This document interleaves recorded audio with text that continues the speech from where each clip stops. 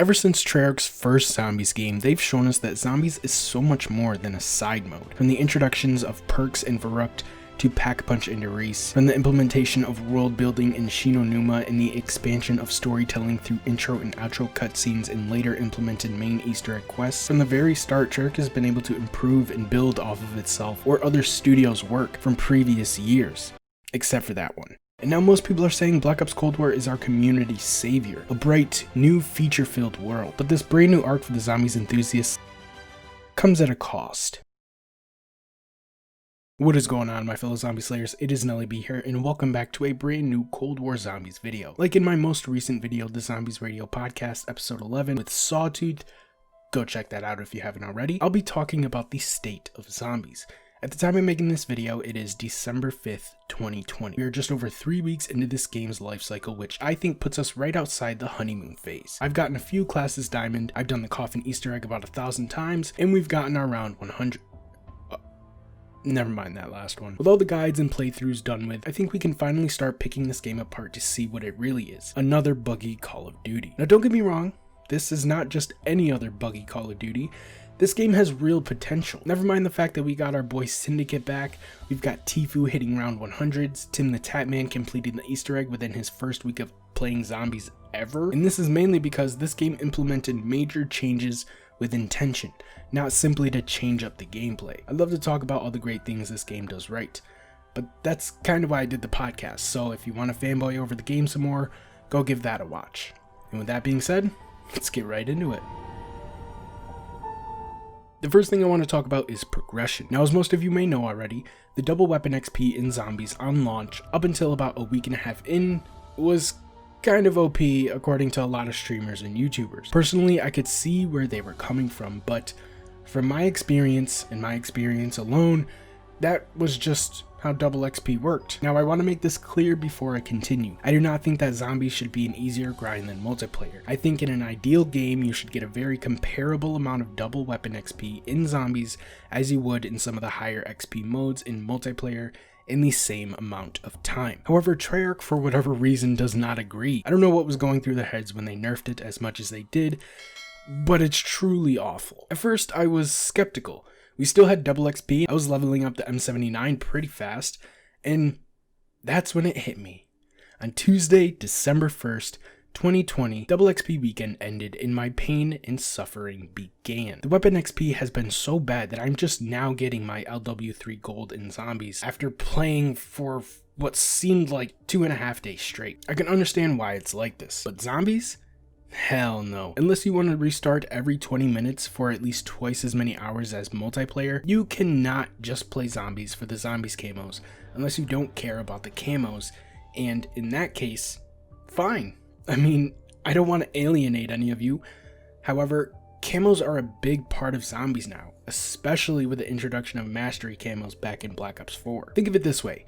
Nobody who is only interested in multiplayer is rushing over to Zombies to level up their weapon to get more camos. The point I'm trying to make here is that Zombies players can't just be Zombies players if they want the Zombies camos. Don't get me wrong, I have a lot of fun over on multiplayer, but most days, the people who are going for these camos and these camos only just want to play Zombies. They don't want to have to deal with multiplayer BS. Anyways, I've spent too much time on this topic as it is, so let's just move on to something that in my opinion has been very polarizing since the game's release. If you don't know, self-revives in Cold War Zombies replace the solo quick revive effect and work almost exactly how they do in Warzone. You can only carry one at a time, you're given one from the start if you play a solo match, and you can buy an infinite amount of them. Yep, that's right. These bad boys will run you up about 250 rare salvage a pop. But with the ray gun knocked strap, that's chump change by the time you actually need to buy another one. This raises obvious red flags. Sure, it requires a base level of skill to be able to survive with one self-revive up until you at least have enough for another one. You just need to make your way back to the bench if you need one. But again, with the knocked ray gun strat, this is a non-issue unless you're someone like me who can't tell if you should throw a monkey, keep shooting, or call in a chopper gunner so you go down and make the same mistake over again. I knew this was overpowered once I bought my 4th self-revive, and I had just realized that it was endless. There have been some ideas thrown out there for better systems, such as limiting the number of self-revives one player can buy to 3 to 5 a game, or simply put a cap on the amount you can purchase. Remember, you can still get these things from gems in the Dark Aether, elites, dog, and regular zombies can drop them too. Others have said simply increase the amount of salvage it would take to buy one each time you buy one. My solution is sort of a combination of the two. What I propose Treyarch do is the same thing they do with a pack-a-punch in this game. Maybe keep the starting price for the first one 250 rare salvage, then up it to 500 your second time, then 1000 your third time, and maybe 1500 or 2000 for your fourth time. And don't go any further than that. This sets a perfect precedent that self-revives are vital, because they increase in cost and they eventually run out. Nobody is really afraid of downing on round 79 anymore because they most likely already have enough salvage for 5 or more self-revives as long as they can get to the table. This is simply another half-baked idea of mine. Let me know down in the comments below what changes you would make to the self-revive system as it stands. In this last segment, we will be briefly talking about some possible issues I've seen lingering around on Twitter and Reddit. First of all, is the ray gun too overpowered? Again, we talk about it in the podcast. It's pretty great. Okay, I'll stop mentioning it. Me personally, I think the ray gun is right where it belongs. The camo grind gives you a real reason to use other weapons, as well as the amount of potential damage you can do, especially when you add level 3 pack-a-punch, level 3 deadshot, and being able to upgrade your loadout weapon to its epic variant. And you could just straight up buy ammo for every weapon from one box. Yeah, the ray gun should stand out, and I'm not ashamed to say it. Moving right into the next topic, I just want to talk about how the story affects the gameplay, because the way Cold War does it is very unique. If you guys don't know, while you're doing the Easter egg, you have to interact with ghosts around the map. Essentially what they'll do is reenact a past event for you, giving you context as to what you're doing. Now, I'm a little iffy on this. As for all my in-game zombies cutscenes, I just want to say that I'm a huge fan.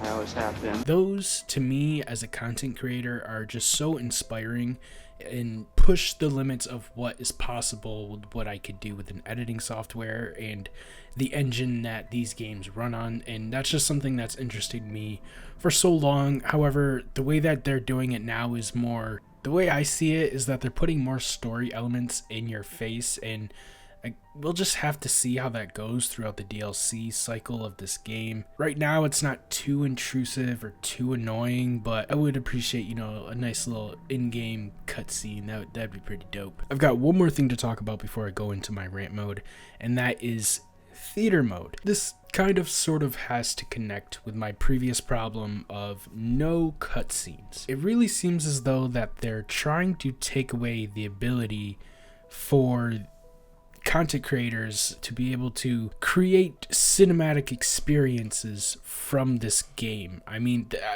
the fact that there's no theater mode still kind of worries me.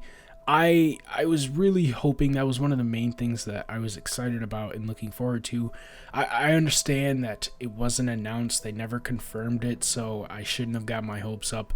But it's just one thing that I wouldn't say is necessary, but it feels like there's less of a game somehow. Like they're excluding certain parts of the community that now have to work even further away from the game in order to create art for the game, if that makes any sense. Yeah, anyways, on to my rant.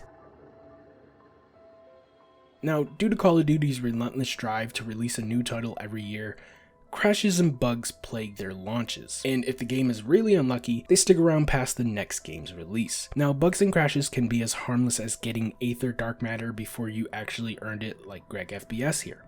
Others can be crashing once or twice a week depending on how up to date your drivers are or how bad your connection to the server is. Some other more extreme examples of bugs include being able to teleport out of the boss fight and completely bypass it, and crashing if you pause your game too much. I kid you not, if I can find gameplay and show it to you, I will. You remember how I told you that you kind of sort of have to play multiplayer to get the camos efficiently? Well, what do you do when your game crashes every time a lobby ends or mid-match? This has happened when playing with my friends on their streams too, which is the main reason I haven't been streaming as much as I'd like to. Luckily, this only happened to me on one round 100 attempt, but it happened as I was finally getting ready to start racing through the rounds. Mind you, I'm on PC, and whenever this happens, it tells me to scan and repair my game from blizzard.net. But every time I do this, the issue seems to get worse. I've tried downloading the game on my original hard drive I got when my first pre-built, my first SSD I ever purchased, and my Gen 3 NVMe SSD. That thing is fast as fuck, boy. The issues persist. Mind you, we just upgraded our internet to Fios, and this was happening before and after the Switch. Now, I've heard the Xbox crashes are off the charts, and the PS4 can't handle this game, and the PC is where it's at, and frankly, none of it clicks for me. Keep in mind that my experience could totally be different than yours. Kinda sucks, you know? Treyarch, Sledgehammer, and Raven Software worked together to develop a standout Call of Duty just in time for next-gen consoles during a motherfucking pandemic. I want to give them all the praise they deserve. However, if these issues persist, with the ones bound to come with the addition of DLC, we might have another mediocre Call of Duty on our hands. It really pains me to say this. I'm excited to be making content for this game. I'm hyped to potentially 100% the game. Hell, I'm even going for a recruitment challenge for Obey Undead.